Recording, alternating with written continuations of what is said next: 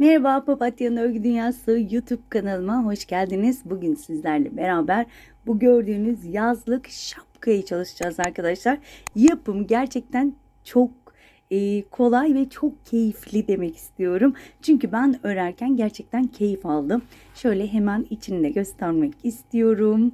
Arkadaşlar ben kağıt iple ördüm. 2 renk kağıt ip kullandım. Sizler dilediğiniz ip türüyle örebilirsiniz. Makrome iple de çok güzel olur diye düşünüyorum. Kullandığım tığ numarası 2,50 milim. Benim elim biraz gevşek olduğu için genelde takip edenler beni bilirler. Biraz küçük tığlar kullanıyorum. Normalde 3-3,5 numaralı tığ kullanabilirsiniz. Ne kadar ip gibi gidiyor derseniz ben 2 tane kağıt ip kullandım ve 2 tane kağıt ipten muhtemelen 3 tane şapka çıkar arkadaşlar. Şöyle şunu da göstermek istiyorum. Şöyle şunu iki amaçlı kullanabiliyorsunuz. Bakın bu şekilde de kullanabilirsiniz. Çok şık. İsterseniz de kıvırarak kullanabilirsiniz. Sizler nasıl isterseniz. Hemen başta şunu da söylemek istiyorum.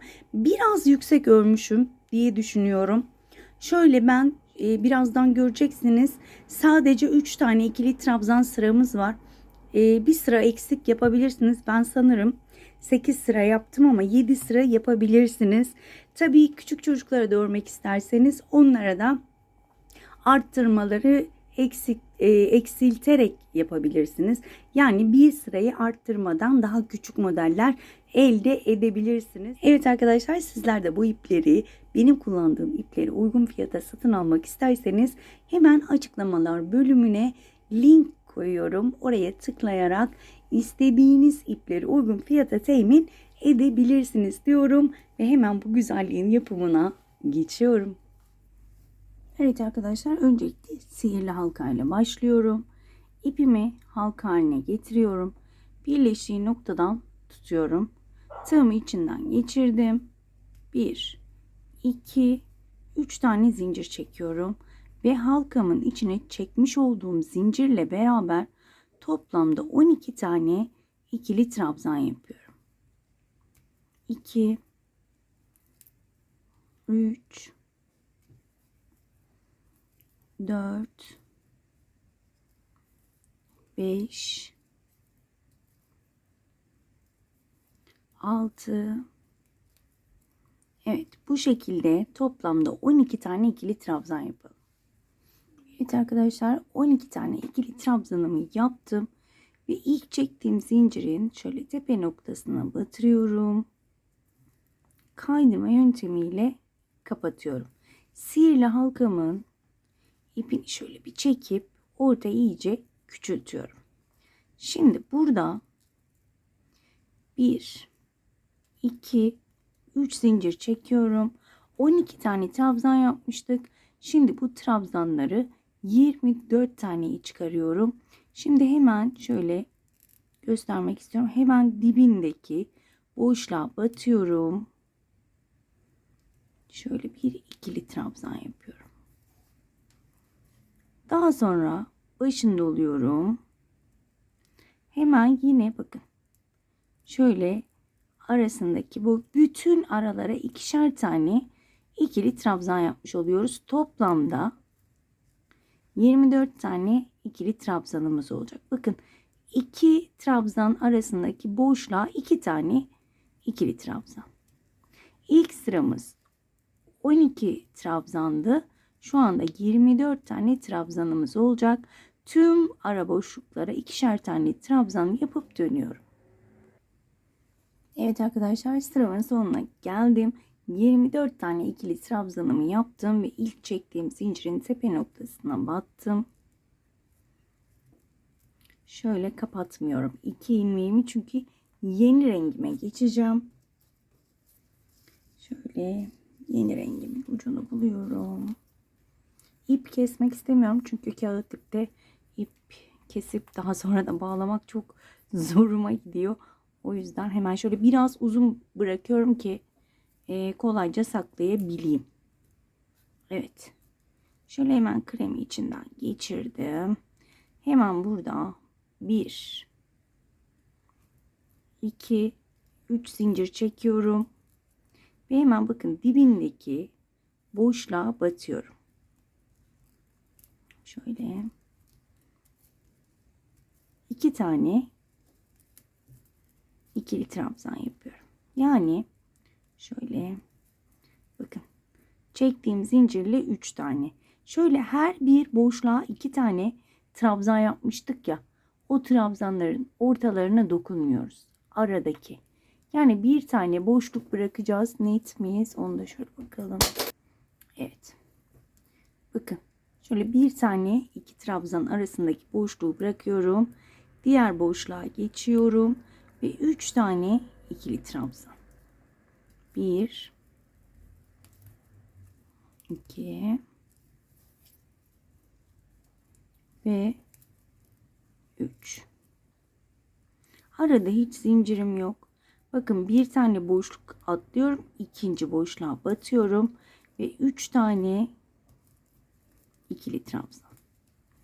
2 ve 3. Bu şekilde şöyle göstermek istiyorum. Bu şekilde sıra sonuna kadar devam edelim. Sıramın sonuna geldim. Yine bakın ilk çektiğim zincirin tepe noktasına batırıyorum. İlmek çıkarıyorum. Bu 2 ilmeği bakın burada bıraktığım yeşille kapatıyorum. Şöyle çok sıkıştırmayalım. Evet. Şimdi burada yine 1, 2, 3 zincir çekiyorum. Ve hemen bakın şuradaki boşluğa çektiğim zincirle beraber 4 tane ikili trabzan. 2 oldu. 3 ve 4. Arada yine hiç zincirim yok. Diğer boşluğa geçiyorum. 1 2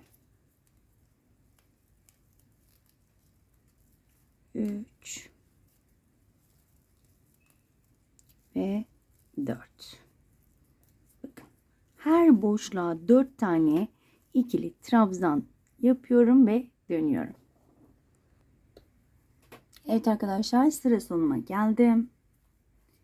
Şöyle ipimi sıkıştırıyorum. Çok bol kalmasını istemiyorum. Çünkü burada burayı tekrar yapacağım. Evet. Çünkü çok bol bol kalmasını istemiyorum. Dördüncüyü yine sizlerle birlikte yapayım. Ve ilk çektiğim zincirin tepe noktasına batıyorum. İlmeği çekiyorum. Ve ilmeği yine krem ipimle kapatıyorum. Çünkü krem ipime geçeceğim. Şöyle bir sıkıştıralım. Evet. Yine 3 tane 1 2 3 zincirim var. Bu sefer yine boşlukları dolduracağız. 4 tane yapmıştık. Şimdi bu sırada tüm boşlukların aralarına 5'er tane ikili trabzan yapacağız. Şöyle hemen zincirle beraber 2 oldu. 3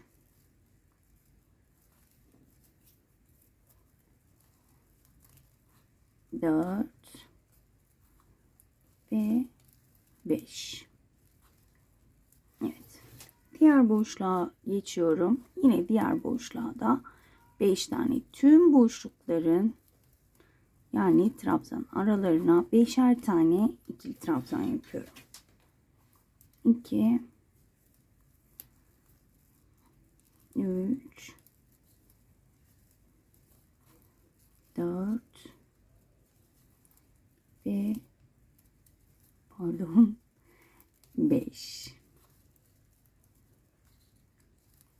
Evet. Şöyle tüm boşluklara 5'er tane ikili trabzan yapıp dönüyorum. Evet arkadaşlar, yine sıramın sonuna geldim. İpimi şöyle çekiyorum. Yine ilk çektiğim zincirin tepe noktasına batıyorum. İlmek çıkarıyorum. Şöyle sıkıştırıyorum. Ve hemen yeşile geçiyorum. Yeşille kapatıyorum. Şimdi 6. sıraya geldik. Şöyle iplerimi sıkıştırayım. Yine burada 1 2 3 zincir çekiyorum.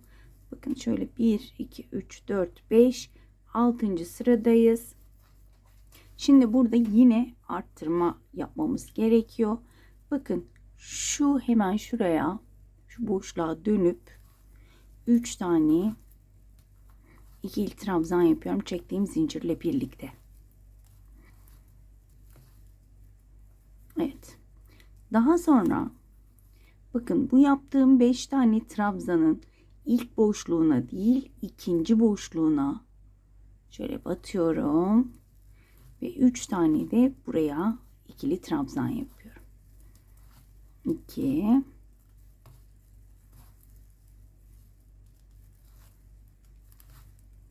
3 tığ başını doladım. Boşluğa 3 tane ikili trabzan, 2 3 üçüncüyü yapıyorum ve hemen şuraya göstermek istiyorum. Bakın şöyle 5 tane ikili trabzanım vardı. Birinci değil ikinci ikili trabzan boşluğu, bakın bu birinci, bu ikinciye batıyorum ve 3 tane 1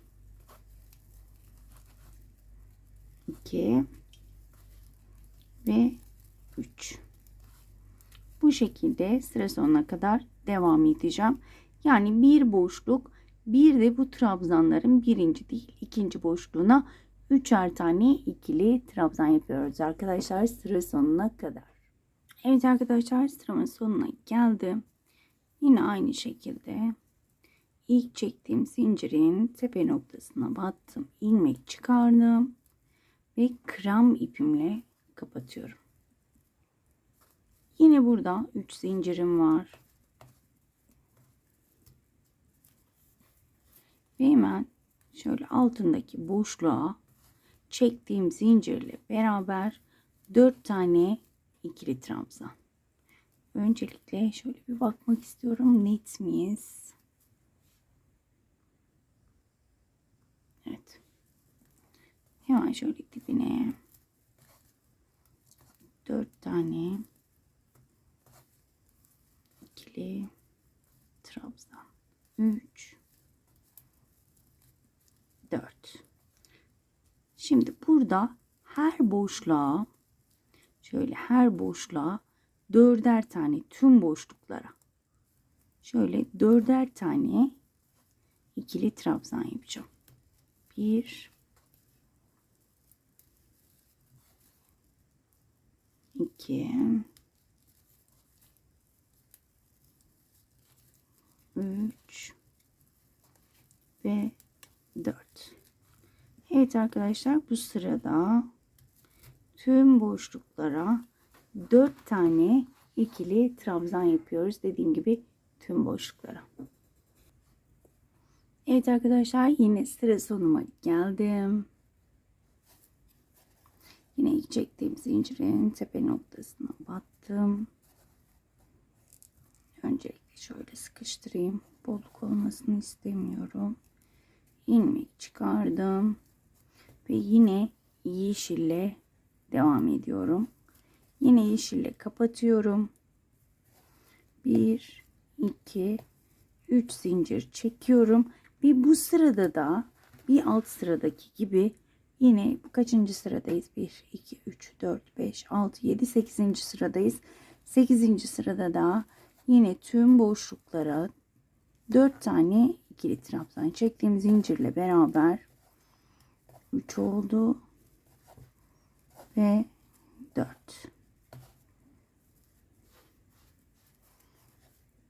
Hemen önümdeki boşluğa battım. 1 2 3 ve 4. Yine bu sırada da şöyle tüm boşluklara 4'er tane ikili trabzan yapıp dönüyorum. Evet arkadaşlar, sıramın sonuna geldim. Yine ilk çektiğim zincirin tepe noktasına batıp ilmeği çekiyorum. Bu iki ilmeği diğer renkle kapatıyorum. Evet, Şöyle tekrar sayalım. 1, 2, 3, 4, 5, 6, 7, 8. sıraya geldik. Şimdi burada yine arttırma yapacağım. 1, 2, 3 zincir çekiyorum. Kağıt ip olduğu için şöyle vurdukça biraz ses yapıyor. Kusura bakmayın. Hemen yine altındaki boşluğa çektiğim zincirle beraber 3 tane ikili trabzan yapıyorum. Burayı biraz dikkatli izleyin. Buradaki arttırma birazcık değişik. O yüzden bu sıraya biraz dikkat edelim. Tığın başını doladım. Yine bakın burada birinci boşluk değil, ikinci boşluğa batıyorum. Ve buraya da 3 tane ikili trabzan yapıyorum.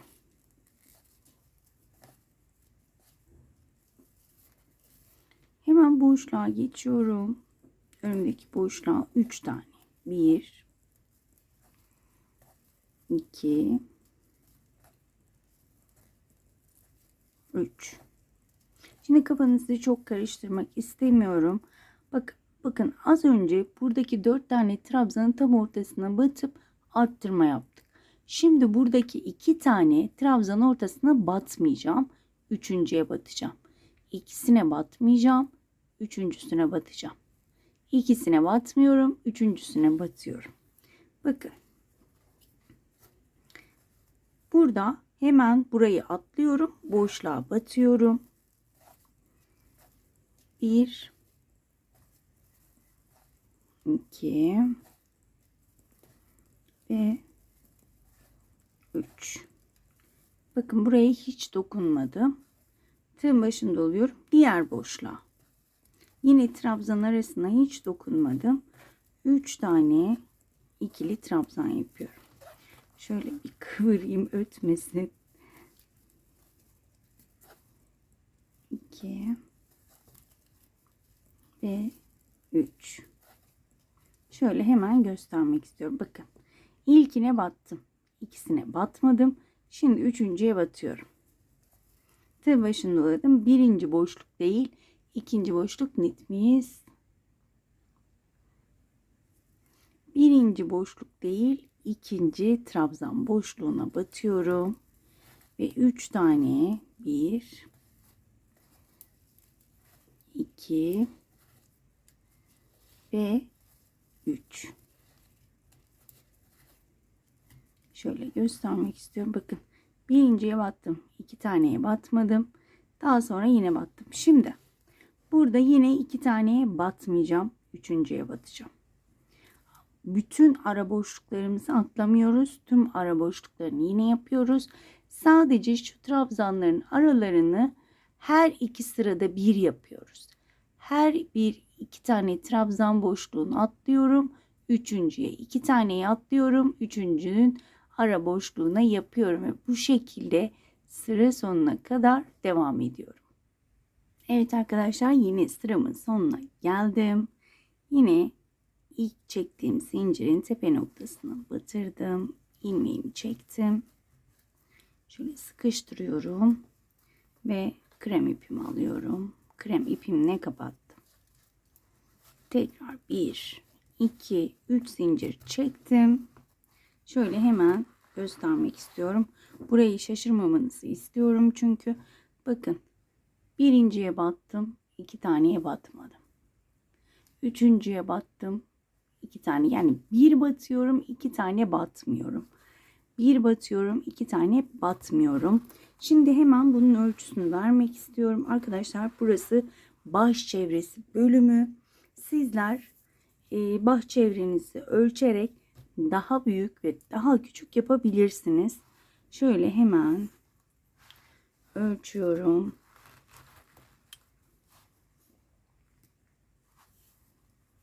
Pardon.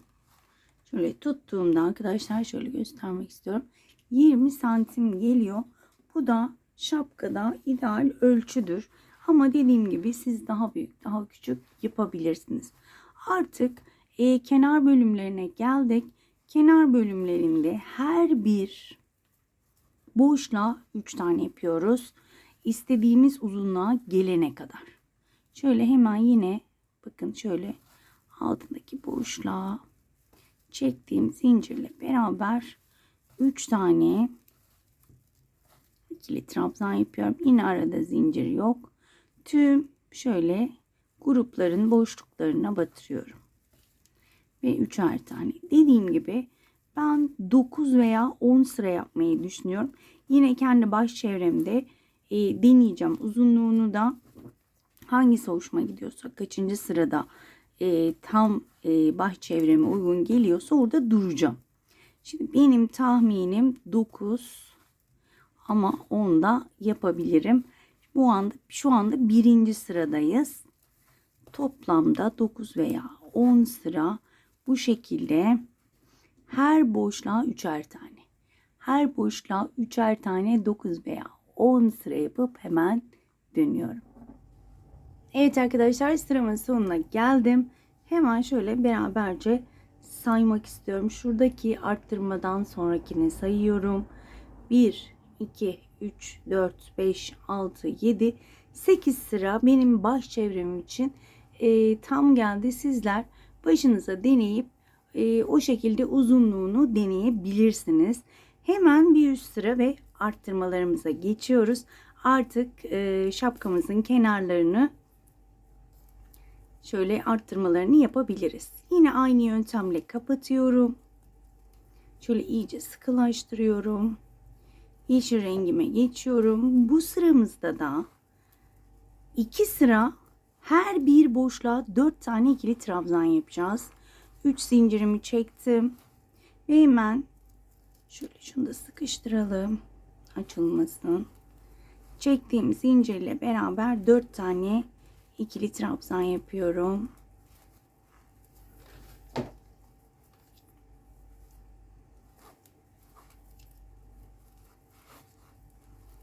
Evet. Hemen önümdeki boşluğa geçtim. 4 tane. 1 2 3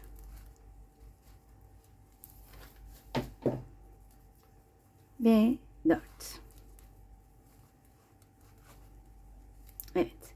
Bu şekilde toplamda 2 sıra her bir boşluğa 4 tane ikili trabzan yapıp hemen dönüyorum. Evet arkadaşlar, ben sıramı bitirdim. Yine aynı yöntemle kapatıyorum. Yeşil ipimle 2 ilmeği yine kapatıyorum. 1 2 3 zincir çekip hemen şöyle göstermek istiyorum. Bakın, her sırada 3'er tane trabzanımız vardı. Daha sonra 2 sıra, her sıraya 4 tane ikili trabzan yaptık. Sadece 2 sıra. Şimdi yine 2 sıra bir boşluğa 4 tane, bir boşluğa 5 tane, bir boşluğa 4, bir boşluğa 5, aralarda bakın 3 de çekmişim. Bazen şaşırabiliyorum. Evet. Şimdiki sıramız 2 sıra boyunca dediğim gibi bir boşluğa 4, bir boşluğa 5 olarak devam edeceğiz. Ben 2 sırayı da yeşille örmeyi düşünüyorum artık. Çünkü son sıralarımız, yeşille bitirmek istiyorum son sıraları. Evet, şöyle şöyle net miyiz?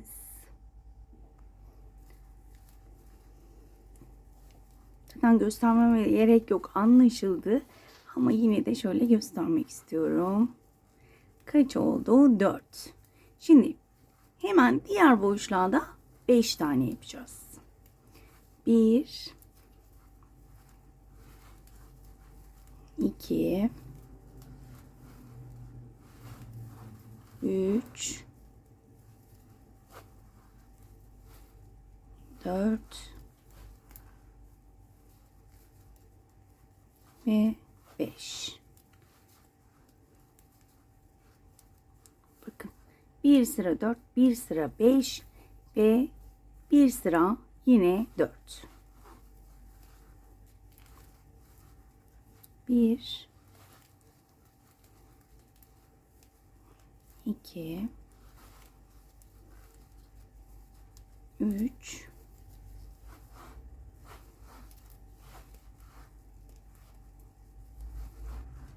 4 ve diğer boşluğa yine 5. Çok videoyu uzatmak istemiyorum. Eminim ki anlaşıldı. Bir boşluğa 4, bir boşluğa 5. Bu birinci sıramız. Bir sıra daha örüp hemen dönüyorum. Evet arkadaşlar, ben 2 sıramı bitirdim. Gördüğünüz gibi bir boşluğa 4, bir boşluğa 5 şeklinde 2 sıra yeşilden ördüm. Ve şapkamız bitti arkadaşlar. Eğer şurayı biraz daha uzatmak isterseniz bir sıra şu şekilde, bir sıra her boşluğa 5 tane veya 4 tane yapalım, çok büyümesin. 4'er tane ikili trabzan yapabilirsiniz. Bu şekilde ben kapatıyorum. Şöyle göstermek istiyorum. Tam ekran almıyor ama gerçekten çok güzel oldu. Şimdi bu şekilde bırakabiliriz ya da kaydırma yapabiliriz. Hemen kaydırmayı nasıl yapabiliriz? Şöyle her bir trabzan tepesine batırarak şöyle kaydırma yapabiliriz. Tamamen bu size kalmış. İster yapın, ister yapmayın. Yalnız ilmeğinizi şöyle uzun tutun ki şuralar kasma yapmasın. Şöyle ben biraz uzatıyorum ki kasma yapabilir. Çünkü bu kaydırma maalesef kasma yapıyor. Veya sık iğne de yapabilirsiniz. Tamamen size kalmış. Eğer çok elinizi bol tutup bol tutamıyorsanız sık iğne de yapabilirsiniz. Bu şekilde tüm trabzan tepelerine batarak şu şekilde kaydırma yaparak ben sırayı bitireceğim. Evet arkadaşlar, ben kaydırma sırasını bitirdim ve şapkamız bitti. Gerçekten çok şık oldu gördüğünüz gibi. Umarım ayrıntılı bir şekilde anlatabilmişimdir. Umarım anlatımımdan memnun kalmışsınızdır. Bir dahaki modellerde görüşmek dileğiyle. Kendinize çok iyi bakın. Hoşça kalın.